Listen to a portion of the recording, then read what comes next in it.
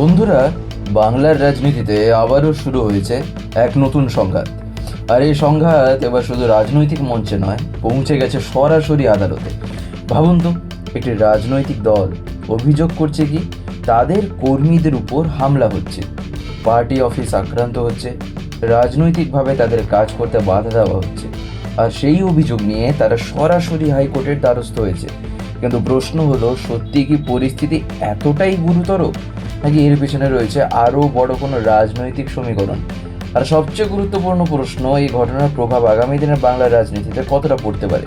Video শেষে আমরা আলোচনা করবো এমন একটি বিষয় যা এই পুরো ঘটনার আসল রাজনৈতিক গুরুত্ব বুঝতে হয়তো আমাদের একটু সাহায্য করবে। তাই এই ভিডিওটি শেষ পর্যন্ত অবশ্যই দেখুন। চলুন তাহলে শুরু করা যাক। বাংলার রাজনীতিতে সংঘাত, অভিযোগ, পাল্টা অভিযোগ একটা কোনো নতুন কিন্তু কোনো গল্প না। কিন্তু সাম্প্রতিক ঘটনায় বিষয়টি একেবারে অন্য মাত্রায় পৌঁছে গেছে। তৃণমূল কংগ্রেসের অভিযোগ, বিভিন্ন জায়গায় তাদের কর্মী ও সমর্থকদের উপর আক্রমণের ঘটনা ঘটছে। শুধু তাই নয়, কিছু এলাকায় পার্টি অফিসের উপরও হামলার অভিযোগ তোলা হয়েছে। এই পরিস্থিতিতে তারা আদালতের দ্বারস্থ হয়েছে এবং হাইকোর্টের কাছে হস্তক্ষেপের আবেদন করেছে। এখানেই শুরু হচ্ছে বড় প্রশ্ন, একটি রাজনৈতিক দল কেন সরাসরি আদালতের কাছে গেল? কারণ সাধারণত রাজনৈতিক বিরোধের ক্ষেত্রে দলগুলি প্রশাসনের কাছে অভিযোগ জানায়, সাংবাদিক বৈঠক করে, আন্দোলন করে বা রাজনৈতিকভাবে তার মোকাবিলা করে। কিন্তু যখন কোনো দল আদালতের শরণাপন্ন হয়, তখন বিষয়টি শুধুমাত্র রাজনৈতিক অভিযোগের মধ্যে সীমাবদ্ধ থাকে না, তাই না? তাই তখন সেটি আইনি ও সাংবিধানিক আলোচনার বিষয় হয়ে ওঠে। তৃণমূলের বক্তব্য অনুযায়ী তাদের কর্মীদের নিরাপত্তা ও রাজনৈতিক কার্যকলাপের স্বাধীনতা রক্ষার জন্য আদালতের হস্তক্ষেপ প্রয়োজন। তাই অন্যদিকে বিজেপির পক্ষ থেকে এই অভিযোগ মানা হবে কি না তা নিয়েও রাজনৈতিক মহলে জোর আলোচনা শুরু হয়েছে। কারণ রাজনীতিতে একটি পক্ষ অভিযোগ তুললে অন্য পক্ষ সাধারণত সেই অভিযোগকে রাজনৈতিক উদ্দেশ্য প্রণোদিত বলেই দাবি করে। ফলে এখন বাংলার রাজনৈতিক অঙ্গনে দুটি ভিন্ন বয়ান সামনে এসেছে। একদিকে অভিযোগ, অন্যদিকে পাল্টা প্রশ্ন।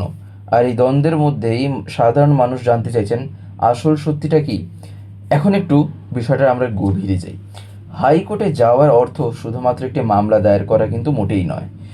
এর অর্থ হলো আদালত বিষয়টি পর্যবেক্ষণ করতে পারে, প্রশাসনের কাছ থেকে রিপোর্ট চাইতে পারে, আইন শৃঙ্খলা পরিস্থিতি সম্পর্কে তথ্য জানতে চাইতে পারে। ফলে বিষয়টি এখন রাজনৈতিক বিতর্কের পাশাপাশি আইনি পর্যবেক্ষণের মধ্যেও চলে এসেছে। আর এখানেই এই ঘটনাটি গুরুত্বপূর্ণ হয়ে উঠছে, কারণ বাংলার রাজনৈতিক ইতিহাসে এমন আমরা বহুবার দেখেছি, আদালতের পর্যবেক্ষণ বা নির্দেশ অনেক সময় রাজনৈতিক আলোচনার কেন্দ্রবিন্দু হয়ে ওঠে। এখন তাই প্রশ্ন হচ্ছে, সাধারণ মানুষের এতে কি আসে যায়? আসলে রাজনীতি শুধু রাজনৈতিক দলের বিষয় তো নয়। রাজনীতির সঙ্গে জড়িয়ে থাকে যে প্রশাসন, উন্নয়ন, সরকারি পরিষেবা, বিনিয়োগ, কর্মসংস্থান এবং সামাজিক পরিবেশ। তাই যখন রাজনৈতিক সংঘাত বাড়ে, তখন তার প্রভাব অনেক ক্ষেত্রে সাধারণ মানুষের জীবনেও পড়ে। সেই কারণেই এই ধরনের ঘটনা নিয়ে মানুষ আগ্রহ এত বেশি। তার আগ্রহ এই কারণেই এত বেশি। আর এখানেই আসছে সবচেয়ে গুরুত্বপূর্ণ অংশ। এই পুরো ঘটনাকে অনেক রাজনৈতিক বিশ্লেষক শুধুমাত্র একটি মামলার চোখে দেখছেন না। তাদের মতে এটি আগামী দিনের রাজনৈতিক বার্তারও অংশ হতে পারে। কেন? তার কারণ যখন কোনো দল আদালতের দ্বারস্থ হয়, তখন তারা শুধু আইনি প্রতিকারই চায় না, জনমতের কাছেও একটি বার্তা পৌঁছে দিতে চায়। বার্তাটি কি না, আমরা বিষয়টিকে যথেষ্ট গুরুতর বলে মনে করছি। অন্যদিকে বিরোধী পক্ষ চাইবে নিজেদের অবস্থান শক্তভাবে তুলে ধরতে। ফলে আগামী কয়েকদিন এই ইস্যু ঘিরে রাজনৈতিক উত্তাপ আরও বাড়ার সম্ভাবনা রয়েছে। এখন দেখার বিষয়, হাইকোর্ট কী অবস্থান নেয়, প্রশাসনের কাছ থেকে কী তথ্য সামনে আসে এবং রাজনৈতিক দলগুলি আগামী দিনে এই বিষয়টিকে কিভাবে ব্যবহার করে। বন্ধুরা, বাংলার রাজনীতিতে এই মুহূর্তে এটি কিন্তু অন্যতম একটা আলোচিত বিষয় হয়ে উঠছে।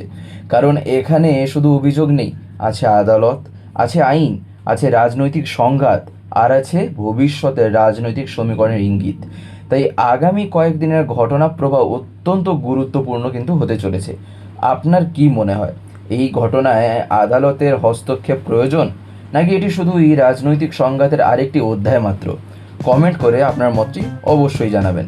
আর ভিডিওটি ভালো লাগলে লাইক করুন, শেয়ার করুন এবং বাংলার রাজনীতির প্রতিটি বড় আপডেট এইরকম সহজ আর বলবেন কম সময়ের জন্য পেতে, কম সময়ের মধ্যে তা জানতে বাংলার সিচুয়েশন কী তা এই বাংলা সিচুয়েশন চ্যানেলটিকে অতি অবশ্যই সাবস্ক্রাইব করে রাখুন যদি জানতে চান।